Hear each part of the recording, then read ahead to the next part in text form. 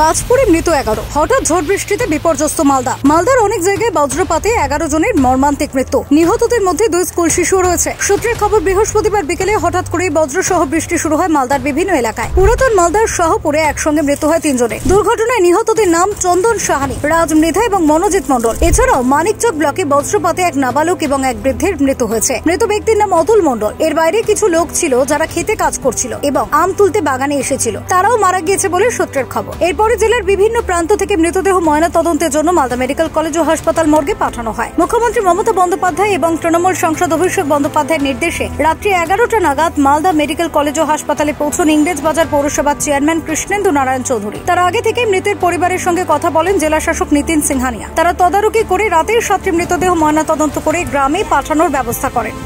যেতে পারে মালদা জেলা একটা বড় দুর্ঘটনা।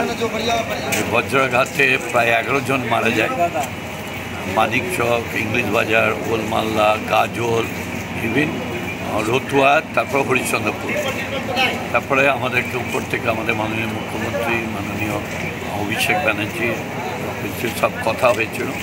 কথা হওয়ার পর আমরা ছুটে এসেছিলাম এখানে। এসে প্রত্যেকটা বডি পোস্টমর্টম করে তাদের আত্মীয় স্বজন দিয়েছে এবং সরকারিভাবে জেলার সংস্থা তারা গাড়ি ব্যবস্থা করে দিয়েছে, ওদের দিল।